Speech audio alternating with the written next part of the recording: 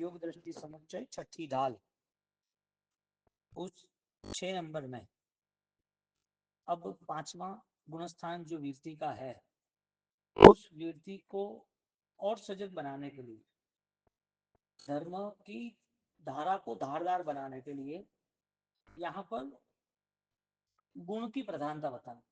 चौथे गुण स्थानक पर जब जीव को सम्यक दर्शन का अनुभव होता है, उसे अपने आत्मा के गुणों की पहचान होती है, जब अपनी स्थिति को वो निश्चित कर लेता है कि मेरा स्वरूप ये है, बाकी अन्यथा नहीं है, कितना भी मोह का साम्राज्य बन जाए मैं वो नहीं हूँ, यानी कि स्वयं के स्वरूप की निश्चित स्थिति से आगे बढ़ने के लिए उसके पास गुणों का ही आचमन यानी कि गुणों का ही आविष्कार जरूरी है।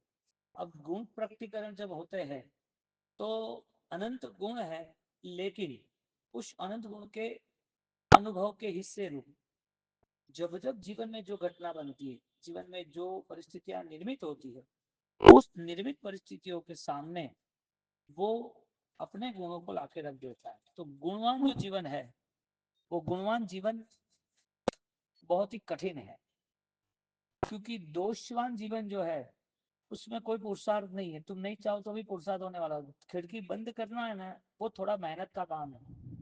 खिड़की खुली रह गई है तो कचरा तो आना है, कचरा नहीं आने देना और खिड़की बंद करना वो मेहनत है। तुम खिड़की खुली देखते ही रहते हो तो कचरा कहीं रुकने वाला नहीं है। दोषों का बहुत सारा ढेर जमा हुआ है और नए छोटे छोटे दोष भी आते रहेंगे। तो पुरुषार्थ करना है कि दोषक से यानी कि विभाव दशा से हम मुक्त कैसे हो जाए। तो यहाँ परिस्थिति ये बनती है छठी ढाल में कि जीव गुण को यदि प्राप्त करना चाहता है तो उनके मनोज्ञ में, मन के भी अंदर यानी कि मन से समझकर, सजग बनकर वर्ण गंध रस रूप, रूप रस गंध स्पर्श आदि पांचों पांच इंद्रियों के विषय सुख यानी कि विषय कसाय को प्रेरित करने वाले उस सुखों से जो आकर्षण था, अब सारे संयोग वियोग वाले हैं, आकुलता व्याकुलता वाले हैं, हर्ष शोक वाले हैं, राग रोष वाले हैं। अब उस चित्त की अस्थिरता थी विषय कसाय की प्राप्ति के लिए, उससे वो मुक्त होने लगा। अब उसका वो मार्ग नहीं है।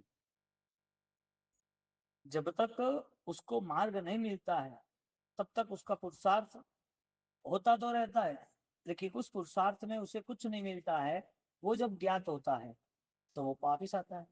तो एक बात ये हुई कि जैसे जैसे तुम मार्गस्थ चलते रहते हो तब मन तैयार होता है कि सही रास्ता है, क्रियात्मक रास्ता सही लगता है हर बार, क्योंकि क्रियात्मक रास्ते में सरलता बहुत है, बहुत इजी रास्ता है क्रिया का, इसके लिए उसे आनंद आता है। लेकिन जिस मार्ग पर वास्तविक मोक्ष का स्वरूप है, मोक्ष नहीं है, मोक्ष मंजिल है, जिस मार्ग पर मोक्ष का स्वरूप है उसमें क्रिया के भावों को पकड़ा जाता है, क्रिया को पकड़ा नहीं जाता है। क्रिया का जो स्तर है वो स्तर हर बार उसके साथ तो रहता है, लेकिन क्रिया अब कहीं दोष युक्त नहीं है, उस क्रिया से वो मुक्त होगा। तो न अकेली क्रिया को करने की बात की और न कहीं पर सिर्फ ज्ञान की बात। तो जो मन ने अनंत काल से पांचों रूप रस गंध वर्ण स्पर्श पांचों इंद्रियों के विषय को पकड़ के रखा है, अब उसी चीज से वो निकलना समझ सकता है, यानी निकल सकता है। कहने का मतलब क्यों भाई, क्योंकि उसने अपने मन से स्वीकारा था, अब अपने मन से निकाल रहा है। उसको स्वरूप का ज्ञान नहीं था तब तक ठीक है। तो यहाँ छठी ढाल में गुण के प्रति कितना जागरूक बनना है, तो वो अवेयरनेस आत्मज्ञान से ही आती है। जहां पर आत्मज्ञान नहीं है वहां पर निर्णय भी स्वरूप का नहीं बन सकता, और आत्मज्ञान का निर्णय उसको परमानंद तक ले जाता है, अनंत ज्ञान तक ले जाता है। क्योंकि उनके पास शाश्वत की जो खोज और शाश्वत की जो महिमा और शाश्वत का जो अनंत बल है उससे वो परिचित हो गया है। अब सामान्य चीजों से वो उलझेगा नहीं। विषय कसाय का उसका मन, उसका परिणाम वो इतना स्थिर नहीं बनेगा। तो यहाँ पर छठी ढाल का प्रारंभ करता है। अचपल रोग रहित निष्ठुर नहीं, अल्प होए दोई नीति, गंध ते सारो रे क्रांति पसरता, सुस्वर प्रमुख प्रवृत्ति, धन धन शासन श्री जिनवर्तन, धन धन शासन श्री जिनवर्तनु, सुस्वर प्रमुख प्रवृत्ति रे, अचपल रोग रहित निष्ठुरता नहीं, अल्प दोए दोए नीति रे, गंध ते सारो रे क्रांति बसंता, सुस्वर प्रमुख प्रवृत्ति रे, धन धन शासन श्री जिनवर्तनु, सुस्वर प्रमुख प्रवृत्ति रे। पहली ढाल में यहाँ पर अलग अलग 9 प्रकार के 8 प्रकार के गुणों की बात कर रहा है कि इंसान के जीवन में यदि वो महानता की ओर जाता है, इंसान यदि भगवान को चाहकर भगवान बनना चाहता है, तो भगवान उसके अंदर छिपे हुए है। उस भगवान के प्रति उसकी जो प्रक्रिया है, वो प्रक्रिया में गुण ही आते हैं और कुछ आता नहीं। और गुण का स्वरूप है स्वयं का बदलाव। जहां परिवर्तन हुआ है उस परिवर्तन का रक्षण। तो जहां परिवर्तन का रक्षण होता है वहां परमात्मा हाजिर होते हैं। अब आत्मा की शक्ति इस भाव के लिए यदि बढ़ती जा रही है तो कितनी शक्ति बढ़ सकती है आत्मा की। हमारा यदि अंतिम जीवन प्रभु शरण ही देना है तो अभी क्यों ना देना। हमारा जीवन मोह त्याग और कर्म मुक्ति का ही यदि डिक्लेरेशन हुआ है तो अभी क्यों नहीं करना। तो क्या ऐसी वजह है जो हम हमारे सम्यक दर्शन से, सम्यक ज्ञान से हम नहीं जुड़ सकते। नहीं जुड़ना ये प्रूफ इसके लिए हो रहा है कि यहाँ पर निर्णय भी ऐसे नहीं है कि मैं उस विषय कसाय से मुक्त हूं और विषय कसाय मेरे नहीं है, मुझे उससे दूर रहना। यहाँ पर मनोज्ञ विषय से लेके अचपल रोग निष्ठुरता नहीं। अब 8 प्रकार की जो सुगंध है आत्मा की, जिस आत्मा का बल प्रकट हुआ है उसकी बातें करते। पहला नंबर अचपल, दूसरा नंबर रोग रहित, तीसरा नंबर निष्ठुरता न होना, चौथा नंबर दो अनीति यानी कि दो नीति नी अल्पता। वो आदमी डबल डबल बात नहीं करे, स्पष्ट उसे निर्णय पता चले जो सही है वो। गंध ते सारो, पांचवा नंबर सारी गंध, सुगंधित अवस्था। छठा नंबर है क्रांति, सातवां नंबर है प्रसन्नता और आठवां नंबर है स्वर माधुर्यता। बोलो अभी ये सारी चीज उस गुणवान आत्मा को, जो गुणों में रह रहा है, उसको ये सारी गुणों, सारी चीज, सारा गुण उसका लाभ मिलता है। बोलो अचपलता। हाँ, पहली बात क्या की, अचपलता यानी के अलोलुपता। जहां पर लालसा का अभाव है, जहां चौथा गुण स्थानक था वहां विषय सुख की इच्छा थी, विषय सुखों का त्याग नहीं था। लेकिन अब जो गुण स्थानक की वृद्धि हुई, आगे बढ़ा, तो अब यहाँ पर मोहजन्य विकार विशेष है, मोहजन्य विकार विशेष है, लेकिन वहां पर फलीभूत नहीं है। सामान्य कसाय है, सामान्य मोह है, लेकिन पकड़ नहीं है, अस्थिरता नहीं है। मोह की स्थिति पांचवें, छठे, सातवें गुण स्थानक पर है, पहले गुण स्थानक पर है, लेकिन चौथे गुण स्थानक की महिमा रही सम्यक दर्शन की कि मोह की स्थिति हाजिर है लेकिन अभाव है। आपके पास ऑलरेडी पैसा है, लेकिन आपके पास वो पैसा आपको त्याग करना हो तो पल की भी देर नहीं कर सकते आप। यानी पैसा मोह का कारण है, लेकिन मोह को जीतने का कारण त्याग है, उदारता है। तो उसके सामने जब कोई दर्दनाक स्थिति आती है, कोई कठिन परिस्थिति समाज की आती है या कोई व्यक्ति की आती है या धर्म की आती है, तो उसका धन वो त्याग कर देता। अब देखने जाओ तो मोह की स्थिति थी, पांचवा, छठा गुण स्थानक, सातवां धन था, राग के कारण इकट्ठा किया था, राग के कारण साथ में रखा था, लेकिन उस राग की इतनी पकड़ नहीं रही छोड़ते हुए देने की। तो जिस व्यक्ति के पास अंतर्बल होता है, जिस व्यक्ति के पास गुणों का बल होता है उसके लिए हर कंडीशन आसान है। सुख में रह के सुख छोड़ना भी आसान है, दुख में रह के दुख को पालना भी आसान है। दुख का पालन पोषण वो इसके लिए कर रहा है कि मुझे दुख कष्ट देता ही नहीं है, दुख से मुझे कोई प्रॉब्लम ही नहीं है। इसके लिए महापुरुषों ने दे दुख माफ कर दुख का स्वीकार किया समाधि भावों के लिए। अब जहां जहां दुख है वहां परेशानी हो तो समझना कि नित्य के प्रति इतना लगाव नहीं जितना अनित्य के प्रति। जहाँ परिस्थिति कठिन हो, जहाँ प्रसन्नता ना हो, स्थिरता ना हो, तो कठिन परिस्थितियों में वो पागल बन गया। कब दूर होगी, कैसे होगी, तो जिंदगी भर तो यही किया था। तो वो कसाय मुक्त कब होगा, कसाय मुक्त होने का रास्ता कब स्थिर करेगा, खड़ा होगा। तो यहाँ पर छठी दृष्टि में, कांता दृष्टि में अचपलता नाम का रोग है। तो जो चौथे गुण स्थान पर मोहजन्य विषय विकार थे, यहाँ पर अचपलता के नाम के गुण पर उसको पुद्गल के व्यवहारों का, पुद्गल की व्यवस्थाओं का भयंकर फल है, वो उसे सामने दिख रहा है। पाप के अनुबंध उसको पता है।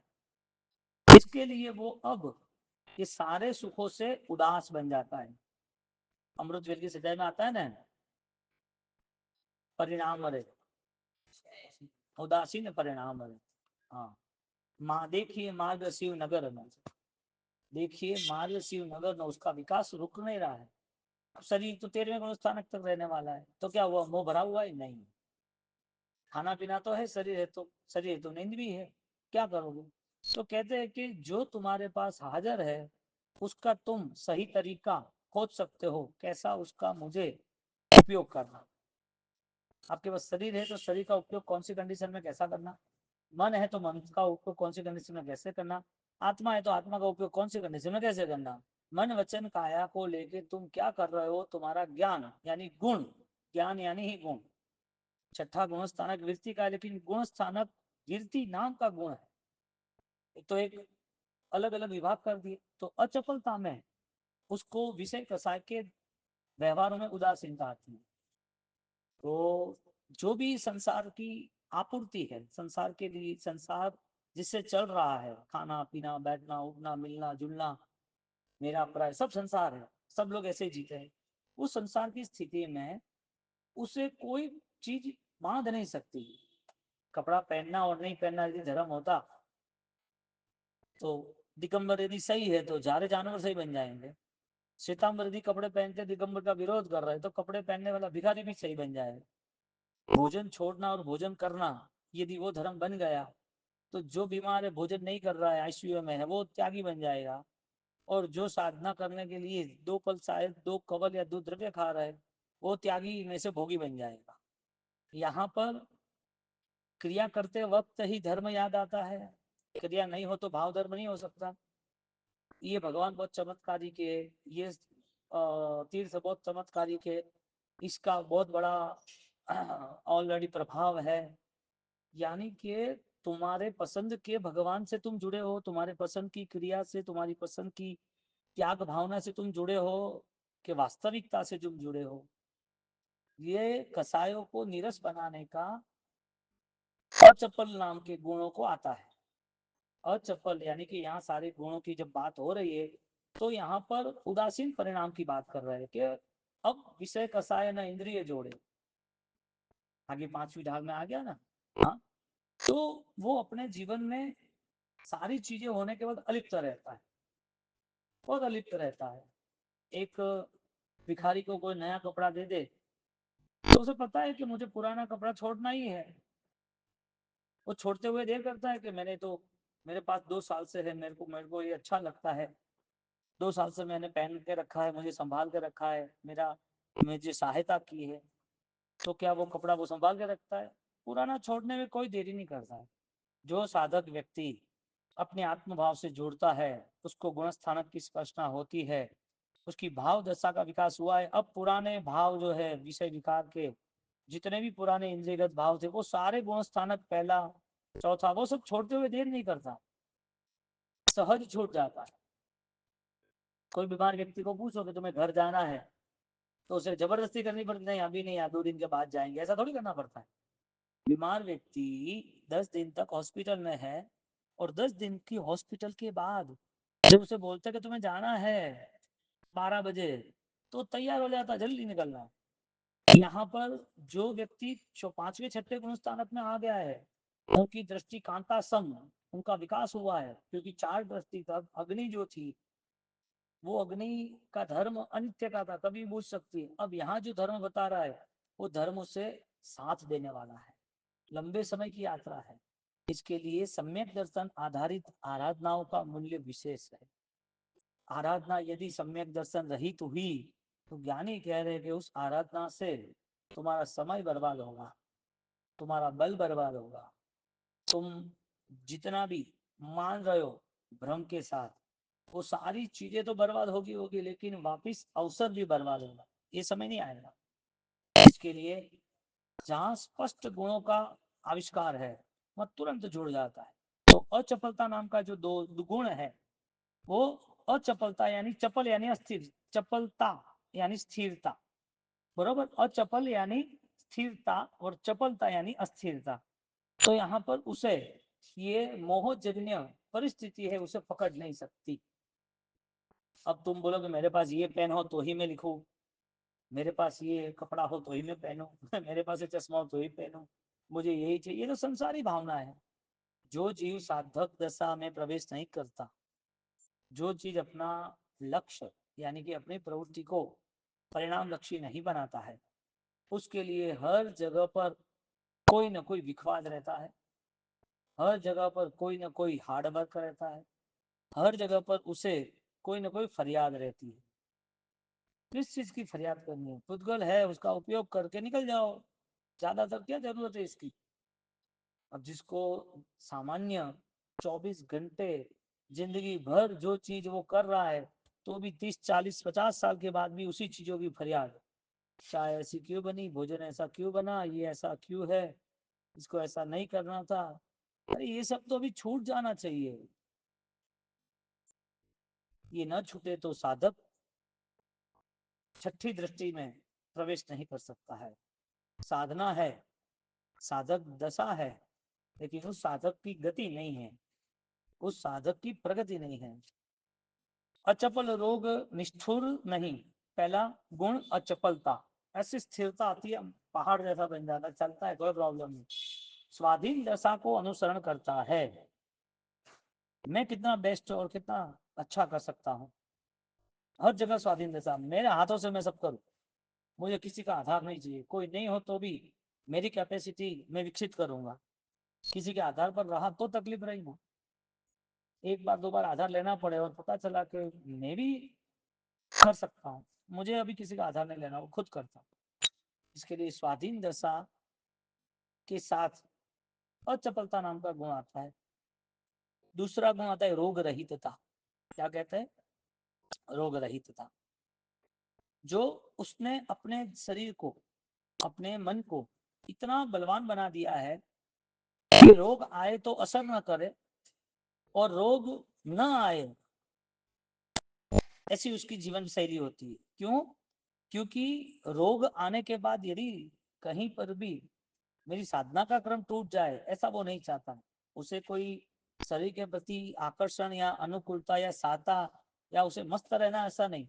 उसको रोग रहितता, उसे ये गुण के साथ वो जुड़ जाता है, उसका शरीर जो है वो बीमारियों में नहीं रहता। यदि रहता है तो मन बीमार नहीं रहता, क्योंकि शरीर शरीर का धर्म है। तो सबसे पहले तो वो अपने शरीर को उसी हिसाब से मैनेज करता है, सही खाना पीना, सही समय पे खाना पीना, खाना कैसा है क्या है उस हिसाब से वापस व्यवहार करना। तो उस तरह से साधना के लक्ष्य के साथ सारा आहार वो ग्रहण करते हैं। तो रोग रहितता, जो खाने के बिना भी अब शरीर को अधिक श्रम दे दिया, या शरीर को पड़ा ही रखा, काम ही नहीं करे, 18 घंटे बैठा ही रहता है, ये तो बीमारी का कारण है ना। ऐसा जरूरी नहीं है कि खाने से बीमार होता है, ऐसा जरूरी थोड़ी है कि खाने से बीमार, कभी कभी उसके किरदार से भी बीमार हो जाता है। किरदार यानी वो जो प्रवृत्ति करता है ना, उससे बीमार होता है।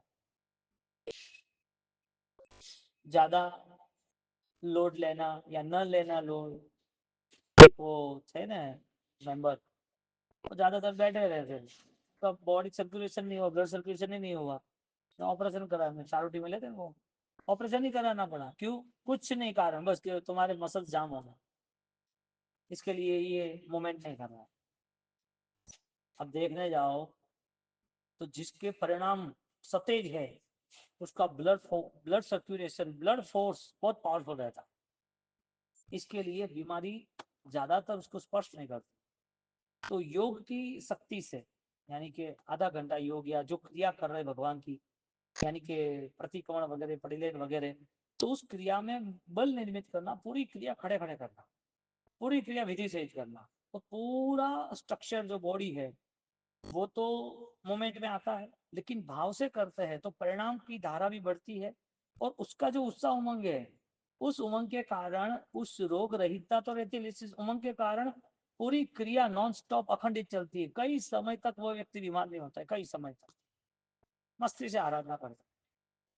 उसका लक्ष्य क्या है, उस लक्ष्य में वो कितना कॉम्प्रोमाइज कर सकता है, कितना कॉम्प्रोमाइज कर सकता है। कोई लोग दारू पी के भी ध्यान कर सकते हैं, चरस गांजा पी के भी ध्यान कर सकते हैं भाई, लेकिन ये शरीर के लिए भी काम का नहीं है, और इसके बिना भी बहुत कुछ हो सकता है। लेकिन अब जिसको उससे भी बेस्ट रास्ता नहीं मिलता है तो वही रास्ता अपनाएगा, उसका विजन क्लियर होगा तो और फिल्टर होगा, विजन क्लियर होगा तो हर चीज को फिल्टर रहेगा, इससे बेस्ट क्या, इससे बेस्ट क्या, इससे बेस्ट क्या। क्यों खाने पीने की विराधना से मुक्त होना, वजह क्या कि अभक्ष नहीं खाना, क्यों भाई उससे भी कुछ बेस्ट है। तुम चौवियार कर सकते हो, तुम जमीन का त्याग कर सकते हो, तुम 2 टाइम खा सकते हो, तुम कच्चा पानी छोड़ सकते हो, तुम आराम से 2 द्रव्य से 4 द्रव्य से भी खा सकते हो। ये सारी चीजें क्यों बताई? आराधना साधना स्थिर रहे शरीर है तब तक, और जिस दिन लगे कि अभी शरीर को भोजन जैसा नहीं देना है, अभी शरीर का कोई काम नहीं है, तो वो अनशन कर लेता है। अनशन, चारों आहार का त्याग, असलम पानम खाइमम साइमम, ओके अभी ये शरीर साथ देने वाला नहीं है, लेकिन जब तक साथ दे रहा है, परम पुण्य से मिला हुआ ये देह उसके समाधि भाव को स्थिर करने के लिए मिला है। इसके रोग हो तो मन में आर्त ध्यान चलता रहे, कब ठीक होगा, कैसे होगा, कौन करेगा, डॉक्टर सही नहीं है, दवाई देगा और ठीक हो जाएगा, इतनी दवाई ठीक हो, तो पूरा अनबैलेंसिंग कंटिन्यूटी, इसके कारण मन भी कोई चीज को कैप्चर नहीं कर सकता है। आज पढ़े भूल गए, आज कुछ काम किया विस्मृत हो गया, मन अशांत रहता है। इसके लिए आर्त ध्यान हुआ, यहाँ छठी दृष्टि में आर्त ध्यान रौद्र ध्यान पूरे खत्म हो गए, कम हो गए, कम हो गए। रोग रहित था, तो यहाँ पर अजीर्ण हो ऐसा कुछ खाना नहीं है, अपने बॉडी पर, अपने शरीर पर, इंद्रिय पर वो विजय प्राप्त कर लेता है, उनके कंट्रोल में पूरा बॉडी होता है, कब सोना है कब उठना है उसे पता होता है। साधना की श्रेष्ठ भूमिका ये बनती है कि अपनी आत्मा कब शरीर से निकालती है वो तय करता है। अपने शिष्य को कह देते हैं दादा गुरुदेव ने, जब 2 दिन के बाद मेरी आत्मा अब नई यात्रा शुरू करेगी, 2 दिन तक मैं समाधि में रहूंगा, आपको मैं बहुत दे रहा हूँ, मैं मेरी समाधि ले रहा हूँ। उनको पता है कि 2 दिन के बाद मेरी आत्मा कहाँ लेके जानी है, योग सिद्धि, शरीर कंट्रोल में होना चाहिए ना। अब वो आड़ा टेढ़ा खा पी ले और फिर दवाइयों के चक्कर बंद ही नहीं हो, दवाई चालू की चालू रह जाए, तो कहाँ ये गुण प्राप्ति के लिए साधना का क्रम मिलेगा। तो वहां पर वो अपने फिजिकल, अपने इंद्रियों पर कंट्रोल, शरीर पर शरीर को पावरफुल बना देता है। उसके साथ साथ वो वहां पर, क्योंकि शरीर को रोग ना आने देखने के लिए उसको सबसे पहले आहार को ही ध्यान में रखना पड़ता है। तप है ना, तो तप को भी ध्यान में रखना पड़ता है, क्योंकि तप करना वो अच्छी बात है, अधिक तप करने से शरीर गलने लगे या शरीर की शक्ति जीर्ण क्षीण हो जाए तो साधना कैसे करेगा। शरीर से साधना नहीं करनी है, लेकिन शारीरिक बल तो चाहिए ना काम, और नहीं चाहिए तो खाना भी क्यों, उपवास ही करो, 1 2 3 4 6 महीने बाय बाय टाटा, यदि कोई गलत तर्क लगाते हैं तो फिर इतना अधिक तप भी जरूरी नहीं है, और तप के बिना रहना भी जरूरी नहीं है। तप भी जरूरी है, अधिक नहीं। खाना त्याग करना जरूरी है तप के कारण ही। कौन सा तप करना है? जिसमें अपूर्ण निद्रा हो, अनासक्त भाव, कि भोजन का तप नहीं है, विचार का भी तप है। सिर्फ भोजन त्याग करना उतना ही जरूरी नहीं है, उसके साथ साथ हर दिन तुम्हें क्या क्या त्याग करने जैसा है आत्मा के लिए, वो भाव दशा में रहना भी जरूरी है। तो यहाँ पर रोग रहितता, तो जो आहार ग्रहण करते हैं उसमें वो ध्यान करता है, शरीर में रोग ना हो इसी तरह जागरूक रहता है। रोग उत्पत्ति होती है, असाता होती है, तो उसे पता है कि पूर्व कर्मों का पूरा व्यवहार है, पूर्वबद्ध कर्म है, तो उसको खपाने का अवसर भी मिल गया। यानी भोजन नहीं करके भी कर्मक्षय, भोजन करके भी कर्मक्षय, दोनों बात। वाह, बोलो फरमाओ। कर गरु मुनि याद आई है। किस परिणाम की धारा को लेके ज्ञानी इतना बड़ा उपकार कर रहे। धन धन शासन सीजिन वर तणु, सुस्वर प्रमुख प्रवृत्ति रे। धन धन शासन श्री जिन वर तणु। हाँ, प्रभु का शासन कितना विशेष बताया। तो रोग का अस्तित्व खत्म हो जाता है त्याग के कारण, और यदि रोग नहीं है तो त्याग चरम सीमा पर ले जाता है, आनंद आता है, मजा आ गया। इस सांसारिक अवस्थाओं में भोजन में मिलना जुलना, ये उससे भी बड़ा आनंद एकांत में है, मस्ती में है, ध्यान में है, साधना में है, उससे भी विशिष्ट आनंद आंतरिक निरीक्षण, बार बार चिंतन मंथन है। भोजन को जितनी बार बार वो चबाता रहता है उतना उतना वो रस के साथ जुड़ता रहता है। साधना को जितना जितना वो गहराई से छूता जाता है, ऐसी साधना निखरती जाती है, साधना अस्खलित और अखंडित बनती जाती है। तो उसके कारण अस्तित्व, रोग बाधक, रोग की अस्तित्वता है, रोग को नहीं आने देता है, आ जाता है तो सॉल्यूशन निकाल देता है। यहाँ आत्मध्यान रोधोध्यान परिणाम नहीं रखने हैं, इसके लिए रोग की रोग रहितता होना जरूरी है। तो आत्मध्यान रोधोध्यान से, अशुभ परिणति से वो मुक्त हो, इसके लिए रोगों से मुक्त होना जरूरी है। और मोह की तीव्रता होती है ना, तो रोग नहीं होता है तो भी सामान्य रोग से भी दुखी हो जाता है, सामान्य चीजों से, सामान्य बिना रोग से भी।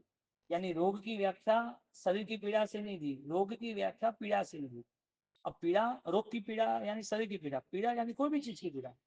एक व्यक्ति को देख के भी उसे मन में कोई अलग पीड़ा जन्म लेती है, ये ऐसा क्यों है, उसको खुद को कहीं पर भी कुछ मिसमैनेजमेंट हो जाता है तो उसको लग रहा है ये ऐसे क्यों है।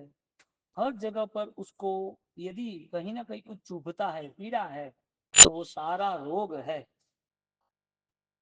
यानी कि स्वस्थ व्यक्ति रोगी नहीं हो सकता है, क्यों? क्योंकि मन का रोगी, क्योंकि फरियादें रुकती नहीं है ना। जिसकी फरियाद रुक जाए वो स्वस्थ है, सीधी बात। जिसका विजन क्लियर हो गया, स्पष्ट हो गया, वो ताकतवर बन गया। तो योग साधना में पूर्व कर्म का उदय होता है, तो पूर्व कर्म के उदय से यदि रोग होता है तो वो योग से समाप्त करता है, आर्थ ध्यान रौद्र ध्यान नहीं करता है, और अपनी ज्ञान दशा से, अपने ध्यान से वो स्थिर बनता है कि ये सारी चीजें अब मेरे अपूर्व कर्म का साधन बन गई। बोलो, अनित्य भावनाओं के कारण, मन के परिणाम के कारण वो इतना स्पष्ट उसे दिखाई दे रहा है कि मेरी आत्मा ने जितने भी कर्म बंध किए हैं, जितने भी पूर्व कर्मबद्ध थे, वो अब मेरी आत्मा में जितने भी जुड़े हैं सब अभी समाप्त हो रहे। दिख रहा है जैसे अपने शरीर से वो मैल निकालता, समझो एक पेंट करने वाला दीवार को अच्छी करने के लिए दीवार के ऊपर रहे हुए कोटिंग को निकाल रहा है, कोई गाड़ी वाला गाड़ी सफाई कर रहा है, तो ये सब उसे पता चलता है कि क्लियर हुआ।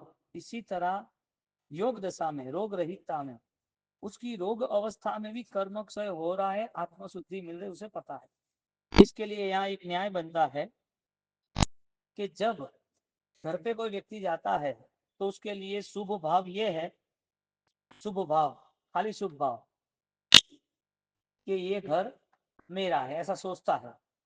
हालांकि शुभ भाव तो किसे कहते हैं कि ये घर मेरा नहीं है, लेकिन शुद्ध भाव किसे कहते हैं? शुद्ध भाव किसे कहते हैं? आत्मा के अलावा कुछ भी नहीं, एक ही चीज पे नहीं रुका है। शुभ भाव और शुद्ध भाव, उस दोनों में धर्म की स्थिति कौन सी? धर्म फलीभूत कहाँ? शुभ भाव और शुद्ध भाव में। कोई बोले कि शुभ भाव का आचरण करो, शुभ भाव में रहो, तो वो तो मिथ्यात्व है। शुभ भाव तो भूतगल। तो शुभ भाव में रहना इसका मतलब क्या? तो कर्मोदय है, पुण्य का कारण होता है, और पुण्य का कारण तो संसार है। तो पुण्य का कारण में थोड़ी रहना है। तो शुभ भाव क्या है? जब वो अपने घर पे जा रहा है तो बोलता है कि मेरा घर है, या तो ऐसा बोलता है कि नहीं ये मेरा घर तो नहीं है। तुम पुद्गल की नजर से पुद्गल की तुलना करते हो, तो तुलना सही बनती है तो वो शुभ भाव। लेकिन शुद्ध भाव क्या है? मेरी आत्मा के अलावा कुछ भी मेरा नहीं है, यानी कि आत्मा और आत्मा के गुण अलावा कुछ नहीं है। शुभ भाव का महत्व है कि शुद्ध भाव का महत्व है।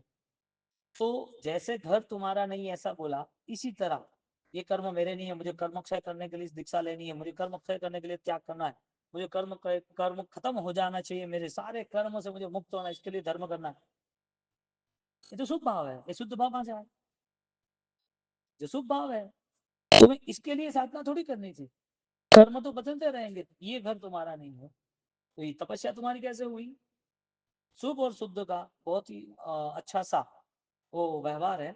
और शुभ और शुद्ध की ये व्यवस्थाओं में हम इतना निश्चय समझ सकते हैं कि शुभ भाव कितने भी कर लो, वो मूलभूत पुद्गल संसार का कारण है।